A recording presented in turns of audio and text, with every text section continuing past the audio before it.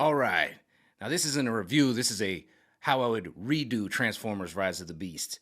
Let's start from the beginning because it just went to bad to worse to the fact that I wanted to walk out of the movie. All right. It starts there on the planet of the Maximals, the Beast Wars, right? And Unicron shows up and they explain before he devours any planet, he steals its top technology. And the top technology they had on that planet was a key that can transport you around the universe like a space bridge or a satellite. You could instantly transport anything around the universe. Okay. The same way that the Autobots transported themselves to the Earth, right? So it starts with that. And Unicron sends his minions, led by Scourge, to go acquire it, which he does within seconds. Okay, and then he just gets he basically gets what he wants, but they get away because one of the Maximals sacrifices himself, and then they get away, right? And then Unicron devours the planet, and then we go into 20 or 30 minutes of how they recreate Mark Wahlberg 2.0. Okay, a kid from a single parent family who's good with electricity and electronics. And yeah, basically Mark Wahlberg 2.0 for 20, 30 minutes. Now, if I would have been in charge of the movie, I would have said, no, we're going to go back to the planet of the Maximals and we're going to view the rise of the Beast Wars. Okay, we're going to see some Beast Wars. And not only that, I'm going to include the Dinobots because Age of Extinction they ruined the Dinobots. Okay, so it's not going to be just a giant epic war between Unicron's minions led by Scourge. It's going to include the Maximals and the Dinobots. And at the end of the day, the Maximals and the Dinobots are going to be victorious. And how are they going to be victorious? They're going to crush and kill Scourge. And as he's laying down there, limpless and dead and defeated, Unicron is going to give a warning to surrender, give him the key, and I will not devour your planet, which is a total bald-faced lie, and they know this. And so either Grimlock or Optimal Primus just smash his face to send a message that the negotiations are off. And as they do this, they mangle Scourge's face, that which explains why his face is mangled at the end of the movie, because you don't understand why he has like a faceplate on and why his face is all mangled. Okay, that's why, because it's a symbol that they defeated Unicron, right? Unicron gets pissed off and he comes and he has to say one of his, key messages and says, "Negotiations are off and I could not devour your planet. Well, then I will have to take matters in my own hand and deem your planet uninhabitable." And he transforms for like a minute and a half, right? Just crazy. And then he just starts ripping the planet by his bare hands and his feet, just grips it with his feet. He starts ripping the planet. So they realize they got to leave. But more important than the key is another precious thing that they have on the planet of the Maximals. It's vibranium. I'm just giving it that nickname. You can name it anything you want, but I'm going to say vibranium, right? And it's a precious metal that all of the Maximals are made of. This is why they were able to defeat his army. And this is another thing that Unicron wants besides the key, because he wants the metal so he can coat himself and his army with it, because it's impenetrable. You can't penetrate it, okay? This is why they won the war, because these guys can't be penetrated, okay? And Unicron hasn't found enough supply of the vibranium to coat his army, and this is why they were able to defeat them. This is also why Optimus could not defeat Scourge when he fought him on Earth. Okay, and you see him, he hits him with the axe and does nothing because he's been laced with this vibranium. Okay, so there's two things that he wants. Okay, so anyway, Unicron is is just not devouring, he's destroying the planet. So they go to their backup mission to leave. And as they leave, Unicron is grabbing vibranium from the planet and he's throwing it at the ship. So he's able to destroy a couple of the ships. And as they get away, but they're smart, so they go in a couple different directions. The Dinobots go one way, the Maximals go the other, right? And they lose a couple ships, which they lose some of their engineers. So they're going to be handicapped when they crash land on Earth, okay? And that's a whole another story. And then you have the Dinobots that get away another way, right? And so as they get away, they flash back to Unicron, who transforms and he realizes that they've gone with the key. So he transforms back into his planet form and he starts to devour the planet. But while he does that, all these dead bodies are floating around, right? These robots and Scourge. He puts a laser on all of them, just like in the 1986 movie, and he recreates all of them. Okay, he recreates his army, and now he laces them with the vibranium as well as himself, and then he has Scourge, and he puts a face shield on him so he can remind him of what they did to him at the Battle of the Spore. So he has this anger, this bloodthirst to kill these people. Okay, he has his vengeance, and so he sends them after the Maximals to Earth. And not only that, Lockdown shows up from Age of Extinction, and he says, "I've summoned you here for a purpose. Will you accept this?" And then he goes after the Dinobots, and now we know why the Dinobots were in Lockdown's spaceship. That's a spinoff right there. You can go all the way there where you go off world and where how Lockdown hunts and gets the freaking Dinobots, okay? Now let's go back to the Earth in the movie. Now you go back to Earth and you can introduce Mark Wahlberg 2.0. You don't need the whole 20 or 30 minutes because you've done that on an awesome battle scene where Unicron has unfolded himself and transformed himself, destroyed a planet in both ways with his bare hands and devoured it. Okay, so that's out of the way. That's amazing. That's epic. That'll never be redone other than the 1986 movie. So now we're moving forward. You have the girl from the museum. She finds the archive or she finds the artifact, right? And then she opens it up. All that happens. She leads him to Peru, right? And with this being said, the Optimus in the movie was horrible. He was angry. He was not the normal. I'll put it this way: Optimus Primal meets him and was like so stoked to meet him, and then he goes to Airazor and he's like, "That's not the Optimus from the Legends that I knew," because he was that much of a dickhead, right? He was horrible, right? So instead of having that type of Optimus still has the key that they had, that they escaped Cybertron. However, it's lost its spark. It's not ignited anymore.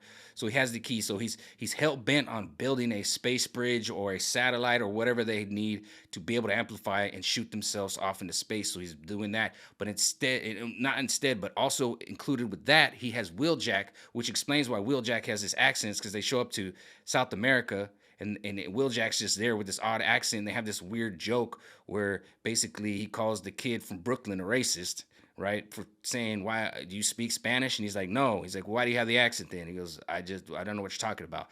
So that weird thing is just because he's been in South America. So when in Rome, you know what I mean? He's got the accent because he's been in South America for months now trying to find Energon, okay? And they ended up being in Venezuela. He's finding some spots. Not only that, they want to be able to move that satellite there where they can find large amounts of energon and a place to establish a base. So now you have the chick that has the artifact from the museum. They end up going to Peru. Wheeljack's there. He starts to scout Peru. He finds out that they find out that the Maximals are there. They meet up with the Maximals, and not only did they meet up with the Maximals, that they find out that artifact that she found was from that tribe who has been hiding the Maximals for thousands of years, right? And with them being hidden, they're hiding their ship, their cargo ship that's built with the vibranium and has their technologies on it. The only problem is they've been scared to infuse it. They don't know how to infuse it because a lot of the technicians died with their escape. So they don't know how to infuse it because they're just warriors.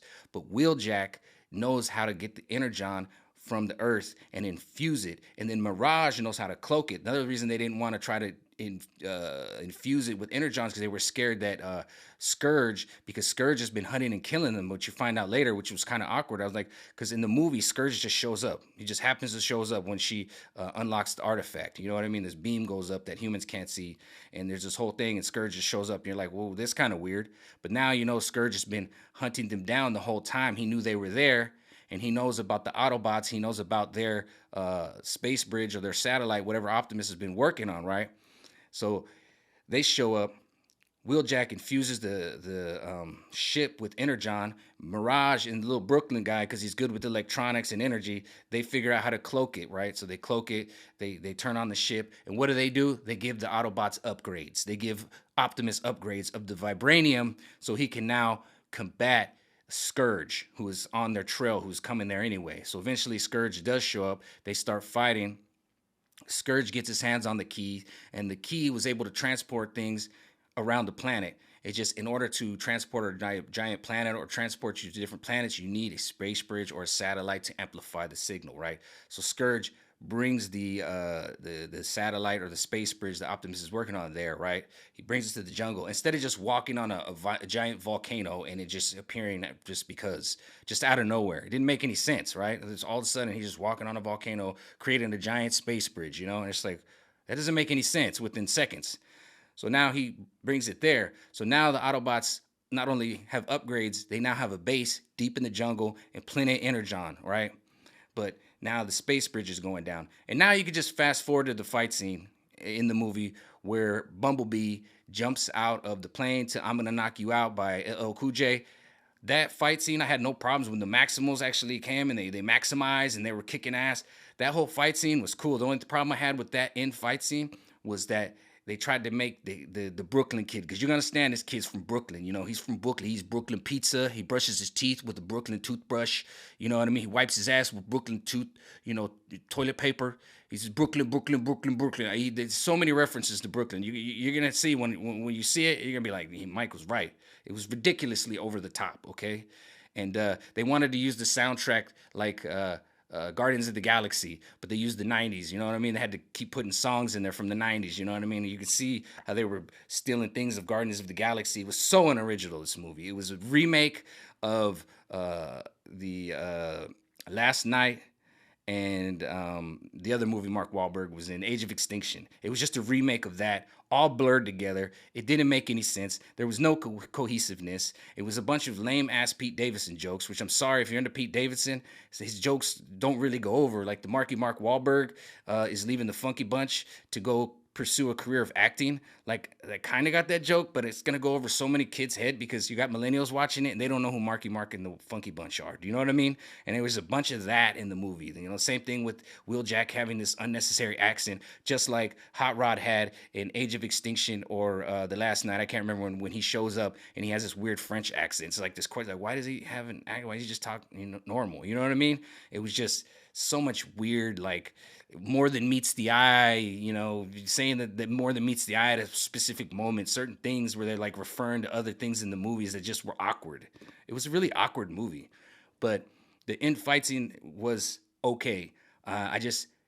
When the kid ended up saving Optimus, it was too cheese, all right? Because Mirage apparently died, but he didn't. And then he forms this space suit or whatever, this Transformer suit that the kid gets in. And the kid just looked weird, like this super CGI face plate was on him. He's just like, it just looked so cheeseballish at the end. It's like, why you spend all this money, you're going to cheese out on the kid's face mask? You know what I mean? Like, why? You know what I mean? And that was how I'd redo the movie. Other than the kid saving Optimus, I'd have Optimus save the kid. Like he did something stupid, try to be the savior of the day, need to get saved by either Optimus Prime, which in the end, Optimus Prime will save both their asses. But it just got to be too cheeseball at the end. You need to focus more on the Autobots and the Transformers and the Decepticons and the Maximals and not the humans. This will be what I will say 100% of the time. Okay, hopefully you can do a spin-off with the Dinobots and have Lockdown go chase after him. That's another idea. Hopefully you can do this. Hopefully you can do a spin-off with Nemesis Prime, because some of those weapons that they had on that cargo ship were infused with dark matter, just like Scourge was, and maybe that could possess Optimus at some point, and then you get Nemesis Prime. So many spin-offs can come off of this movie as opposed to just focusing on that kid and he might be part of G.I. Joe one day, because I guarantee you I'm not spending another dime on any Transformers movies in the movie theater, and I'm not going to a damn G.I. Joe movie starring that kid. No way in hell. So if you guys want to reboot and redo a proper Transformer movie, look at the script I've just given you. How I took your script and made it 10 times better. I've given you exactly what Transformer fans would love. And until the next Transformer review, my friends, of one of my super dope Transformers, I'll talk to you later. With that being said, peace out.